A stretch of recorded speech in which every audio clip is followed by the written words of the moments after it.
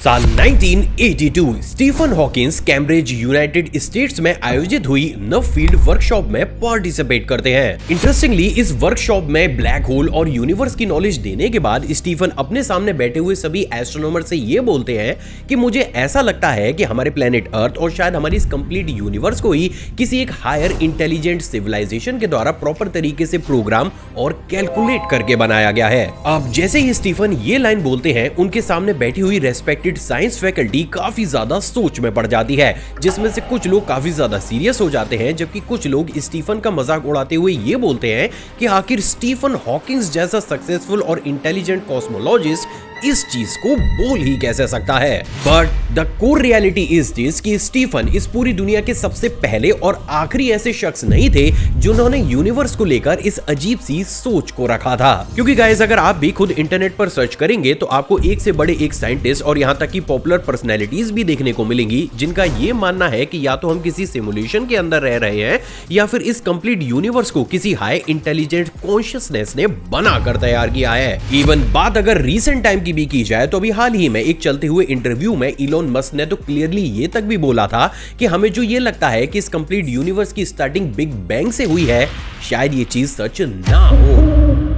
क्योंकि उन्हें ऐसा लगता है कि इस कंप्लीट यूनिवर्स की स्टार्टिंग एक परफेक्ट कोड को किसी सिस्टम में रन करने से हुई थी। तो गाइस, अब ये सारी ही चीज देखने के बाद एक सवाल जो शायद आपके दिमाग में भी खड़ा हुआ होगा वो ये है दोस्तों कि जो भी इंसान यूनिवर्स के बारे में ज्यादा डीप नॉलेज को इकट्ठा कर लेता है, उनमें से मेजॉरिटी ऑफ पीपल आखिर इस अजीब सी सोच के साथ दुनिया के सामने क्यों आते हैं कि इस यूनिवर्स को किसी और के द्वारा बनाया गया। वेल गाइस, तैयार हो जाइए, क्योंकि आज की इस वीडियो में मैं आपको अर्थ और यूनिवर्स के कुछ ऐसे रियल फैक्ट्स बताने वाला हूं जिसे जानने और सुनने के बाद शायद वीडियो के लास्ट तक आपकी ये सोच कि हमारे आसपास जो कुछ भी मौजूद है वो नेचुरली ही डेवलप हुआ है, शायद ये काफी हद तक चेंज हो जाए।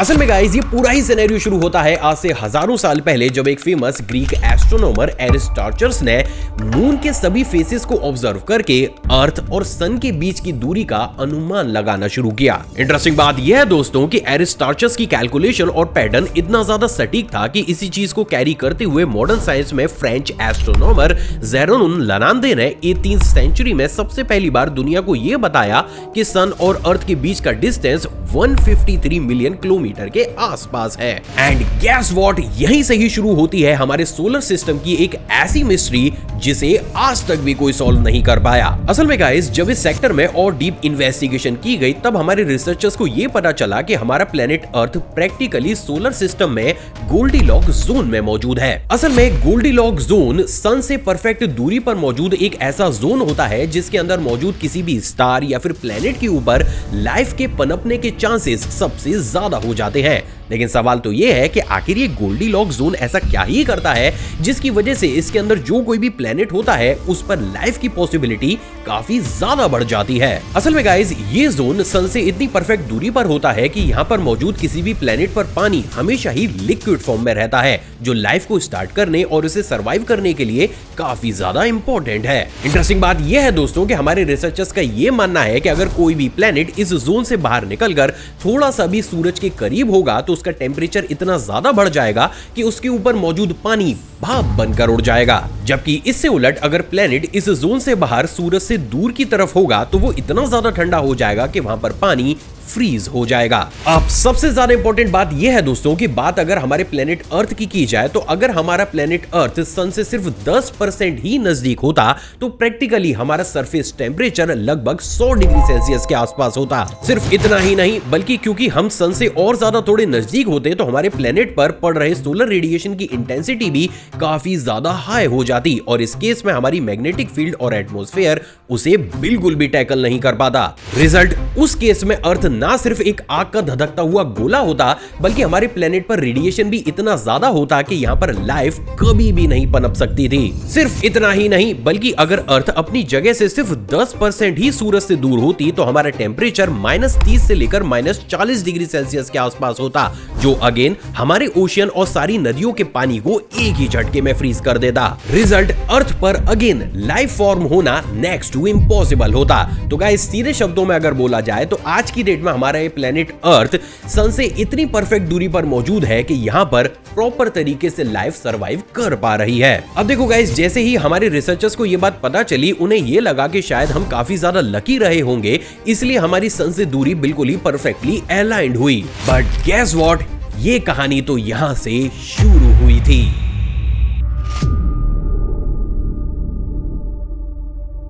गाइस, क्या आपको पता है कि इनिशियल स्टेज पर अर्थ पर लाइफ को फॉर्म करने के लिए सबसे इंपॉर्टेंट रोल किसने निभाया? क्या वो हमारा इकोसिस्टम था या फिर एटमॉस्फेयर? जी नहीं। असल में गाइस, आज की डेट में हम जो हमारे प्लेनेट अर्थ पर आजादी से घूम रहे हैं और जी पा रहे हैं, उसके पीछे का सबसे बड़ा कारण है हमारा मून। असल में देखो, हमारे सोलर सिस्टम में अर्थ और मून एक ही बैरी सेंटर को शेयर करते हैं, जिसकी वजह से मून का ग्रेविटेशनल इन्फ्लुएंस न सिर्फ अर्थ के सरफेस पर पड़ता है, बल्कि इसकी वजह से हम हमारे एक्सिस पर 23.5 डिग्री तक टिल्ट यानी कि टेढ़े हैं। इंटरेस्टिंग बात यह है दोस्तों कि अब मून की ग्रेविटी का वो इन्फ्लुएंस जो कि हमारे प्लेनेट के सरफेस पर पड़ता है, उसी ने ही इनिशियल टाइम पर हमारे ओशियन के अंदर हाई टाइड्स और लो टाइड्स को जनरेट किया। हैरानी की बात यह है दोस्तों कि इसी टाइडल फंक्शन की वजह से पानी शोर लाइंस यानी कि बीच पर आता और जाता रहता है। इंटरेस्टिंगली, इसी मूवमेंट की वजह से ओशियन के बीच में इंटरटाइडल पूल्स भी बनते हैं, जो कि एनवायरनमेंट को पनपने के लिए एक प्रॉपर कंडीशन प्रोवाइड करते हैं। सिर्फ इतना ही नहीं, बल्कि क्योंकि समुद्र का पानी अपने आप में ही टाइड्स की वजह से काफी ज्यादा हिलता रहता है, तो वो कंप्लीट न्यूट्रिशन को भी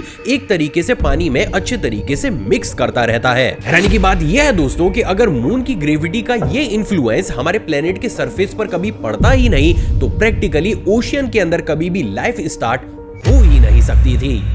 तो वहीं बात अगर 23.5 डिग्री एक्सिस टिल्ट की जाए, तो उसी की वजह से हमारे अर्थ पर आप जो सीजन चेंज होता हुआ देखते हो, वो संभव हो पाया है। अब हैरानी की बात यह है दोस्तों कि इस कंडीशन में अगर हमारा मून हमारे प्लेनेट से सिर्फ 10% ही दूरी पर होता, तो हमारी ये टाइडल फोर्सेस काफी ज्यादा वीक हो जाती, जिससे ना ही इंटरटाइडल पूल्स बनते और ना ही अर्थ पर कभी भी लाइफ स्टार्ट हो पाती। सिर्फ इतना ही नहीं, बल्कि क्योंकि मून हमसे 10% दूर होता, तो हम हमारे एक्सिस पर इतना ज्यादा टिल्ट कभी भी होल्ड नहीं करते। रिजल्ट, हमें अर्थ पर एक्सट्रीम वेदर देखने को मिलते, यानी कि आज की डेट में किसी एक जगह पर भीषण गर्मी होती, तो अगले ही दिन कड़ाके की ठंड पड़ रही होती। एंड गेस व्हाट, यही सेम चीज मून को 10% अर्थ के नजदीक लाने पर होती, क्योंकि अगर मून अर्थ के नजदीक होता तो टाइडल फोर्सेस इतनी ज्यादा तेज हो जाती कि ना ही यहाँ पर लाइफ स्टार्ट हो पाती और ना ही हमें रहने के लिए प्रॉपर सरफेस मिल पाता। एक और चीज जो शायद आपको काफी ज्यादा अजीब लगे, वो ये है दोस्तों कि आज की डेट में मून अपने ग्रेविटेशनल इन्फ्लुएंस की वजह से हमारे प्लेनेट अर्थ की रोटेशन स्पीड को भी मेंटेन करता है। तो इस केस में अगर मून अर्थ से 10% ही क्लोज होता, तो हमारी रोटेशन स्पीड स्लो हो जाती, जिसकी वजह से अर्थ पर एक दिन काफी ज्यादा लंबे होते और दिन का टेम्परेचर यहाँ पर लगभग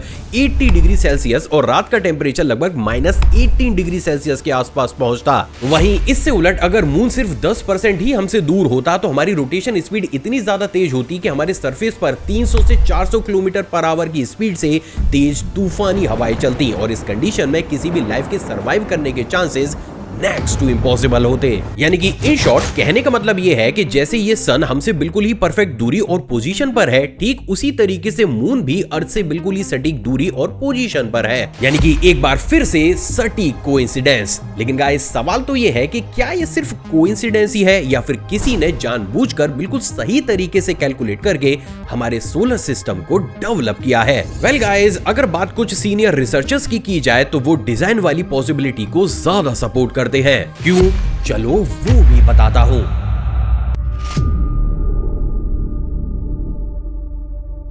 गाइस, क्या आपको पता है कि इतिहास में कार्ल जुंग नाम के एक ग्रेट स्विस फिलोसोफर भी हुए, जिन्होंने ये बोला कि अगर कोई चीज एक बार या फिर मैक्सिमम 2 बार हो रही है, तो आप उसको लक या फिर कोइंसिडेंस बोल सकते हैं। लेकिन अगर वो चीज बार बार हो रही है, तो इसका मतलब ये है कि उसके पीछे किसी न किसी तरीके की साइंस या फिर कैलकुलेशन लगाई गई है। वेल, अब ये अजीब सा स्टेटमेंट मैंने क्यों दिया, चलो वो भी बताता हूँ। असल में देखो गाइस, नॉर्मली हर दिन हमारे सोलर सिस्टम में बाहर या फिर अंदर से ही मीडियम और बड़े साइज के हजारों मीटियोर या फिर एस्टेरॉयड अर्थ को हिट करने के लिए हमारी तरफ आगे बढ़ते हैं, बट सरप्राइजिंगली उनमें से सिर्फ कुछ 100 या फिर 200 ही ऐसे ऑब्जेक्ट्स हम तक पहुंच पाते हैं, जिसके बाद हमारी जो ये मैग्नेटिक फील्ड होती है और अपर एटमॉस्फेयर होता है, भाई उन्हें वो जलाकर खत्म कर देता है। लेकिन सवाल तो ये खड़ा होता है कि हमारी अर्थ की तरफ आ रहे वो हजारों मीटियोर, भाई प्रैक्टिकली उनसे हमें कौन बचाता है? वेल गाइस, उसका ऑथेंटिक आंसर है हमारा बड़ा भाई जुपिटर। असल में देखो, जुपिटर अर्थ से ना सिर्फ 1300 गुना ज्यादा बड़ा है, बल्कि ये हमसे करोड़ों किलोमीटर की दूरी पर भी मौजूद है।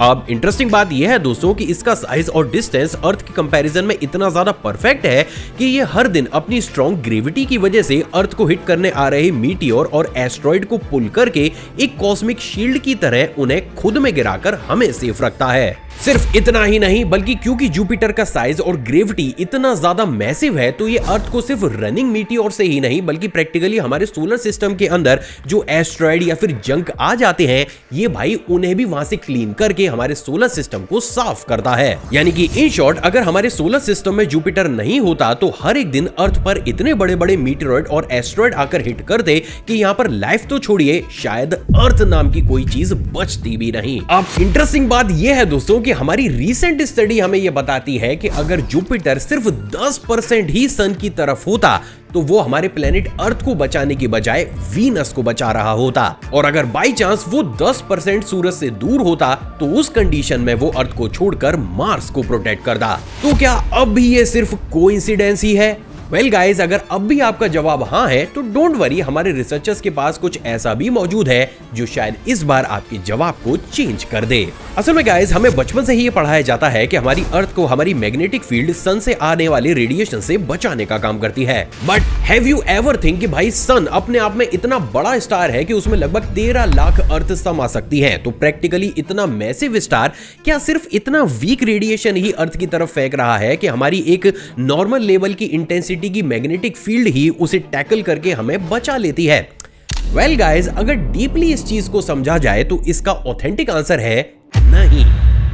असल में देखो, वीनस एक ऐसा प्लेनेट है जो कि सन के काफी नजदीकी डिस्टेंस पर मौजूद है। इंटरेस्टिंग बात यह है दोस्तों कि इसकी इसी पोजीशन की वजह से ये सन से निकलने वाले मैसिव रेडिएशन को हमारे तक आने की बजाय खुद से ही टकराकर हमें प्रोटेक्ट कर लेता है। अब दिमाग घुमा देने वाली बात यह है दोस्तों कि अगर वीनस की पोजीशन को भी जरा सा शिफ्ट कर दिया जाए तो टेक्निकली हमारे अर्थ पर इतना मैसिव सोलर रेडिएशन आएगा कि हमारी मैग्नेटिक फील्ड तो भूल ही जाइए। अगर हम उससे 20 गुना ज्यादा कोई शील्ड या फील्ड भी क्रिएट कर लें तब भी हम हमारे प्लेनेट अर्थ को प्रोटेक्ट नहीं कर पाएंगे। सिर्फ इतना ही नहीं, बल्कि अगर हम मार्स को भी अपनी पोजीशन से जरा सा चेंज कर दें तो सोलर विंड्स की फ्रिक्शन में भी बहुत बड़े स्केल पर चेंजेस हमें देखने को मिलेंगे। रिजल्ट, उस केस में हमारा ये प्लेनेट भाई एक ही झटके में बंजर हो जाएगा। तो गाइस, कहने का मतलब ये है कि आज की डेट में हम जो आराम से हमारे प्लेनेट के ऊपर रह रहे हैं उसके पीछे का रीजन सिर्फ अर्थ ही नहीं बल्कि एंटायर सोलर सिस्टम है। और यही वो एक सबसे बड़ा कारण है जिसके चलते हुए स्टीफन हॉकिंग से लेकर इलोन मस्क तक जब भी वो सारी ही चीजों को पढ़ते हैं वो ये सब सोचने के लिए मजबूर हो जाते हैं कि क्या ये सब कुछ सिर्फ कोइंसिडेंस है या फिर किसी हायर इंटेलिजेंस सिविलाइजेशन ने प्रॉपर कैलकुलेशन करके हमारे इस सोलर सिस्टम या फिर शायद कंप्लीट यूनिवर्स को डिजाइन किया है। तो देखो गाइस, ये तो बात हो गई उस चीज की जो कि आज की डेट में हमें सोलर सिस्टम के अंदर देखने को मिल रही है। लेकिन सवाल तो ये खड़ा होता है कि भाई अगर चलो हम ये मान लेते हैं कि हमारे सोलर सिस्टम को किसी ने डिजाइन किया है, तो कभी ना कभी तो हमारे किसी एक्सपेरिमेंट में या हमारे किसी एक्शन में हमें कोई एक ऐसा डेटा मिला होगा जो शायद इस डिजाइन वाली थ्योरी को सपोर्ट करे, राइट? वेल गाइस, इसका जवाब है बिल्कुल मिला है।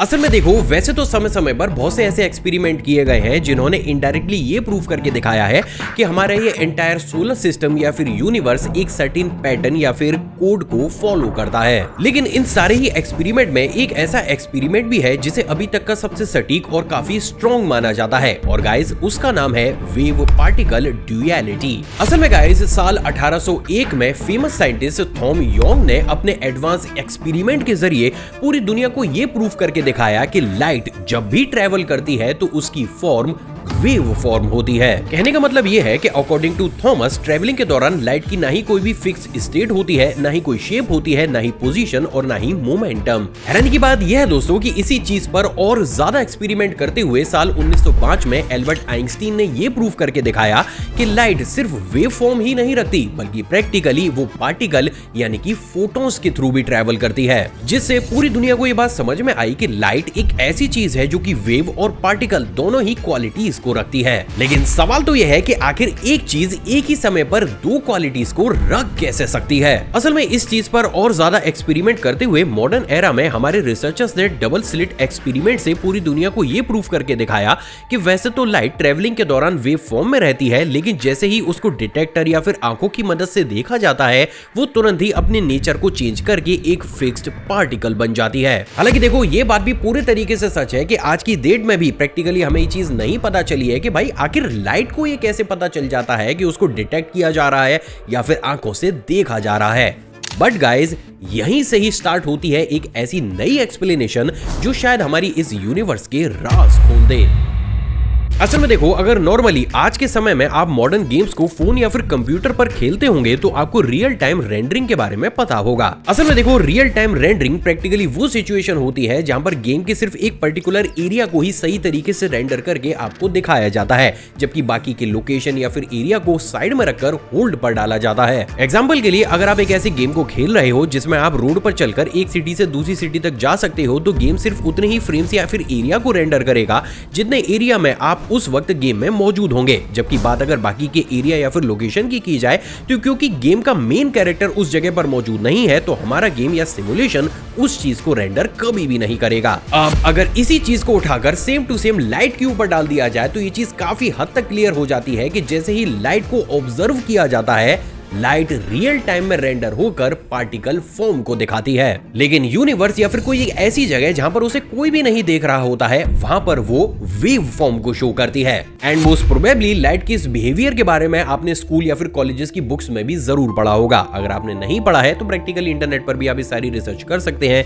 भाई भर भर कर थ्योरीज मौजूद है। तो देखो गाइज इस पॉइंट पर अगर हम कुछ देर के लिए साइंस और यूनिवर्स को भी छोड़कर खुद अपने ही एंशिएंट टेक्स्ट में झांक कर देखें तो इस अर्थ पर जितनी भी कम्युनिटीज मौजूद है उन सभी के एंशिएंट टेक्स्ट में हमें कहीं ना कहीं यूनिवर्स के क्रिएटर के बारे में पढ़ने को मिलता है, जहां पर पर्टिकुलरली कोई भी एक रिलीजन या फिर कम्युनिटी उसे एक नाम से जानती है जबकि दूसरी कम्युनिटी किसी और नाम से पुकारती है। लेकिन फिर भी इन सारी टेक्स्ट में हमें यह पढ़ने को मिलता है कि शायद इस कंप्लीट यूनिवर्स को किसी एक हायर इंटेलिजेंस कॉन्शियसनेस ने बनाकर तैयार किया है और शायद मॉडर्न साइंस के रिसेंट एक्सपेरिमेंट भी काफी हद तक इसी ओर इशारा करते हैं। तो देखो गाइज इस पॉइंट तक मैंने आपको अर्थ की हमारे सोलर सिस्टम में परफेक्ट लोकेशन, सिमुलेशन की सारी थ्योरीज और एक्सपेरिमेंट और यहाँ तक कि हमारे एंशिएंट टेक्स्ट में हमारे इस यूनिवर्स को लेकर क्या लिखा गया है ये सारी चीजें आपके सामने रख दी हैं। अब मुझे आपसे जानना है कि आपको क्या लगता है आखिर इस यूनिवर्स को बनाया किसने? क्या सच में इसकी शुरुआत बिग बैंग से हुई थी या फिर ग्रेट क्रिएटर ने इन सारी चीजों को जगह पर रखकर इसे सही से डिजाइन किया?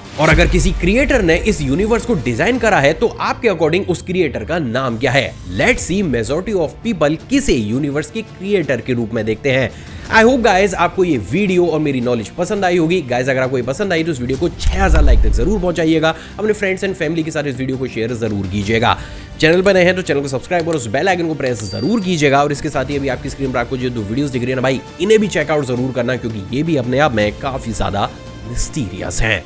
जय हिंद।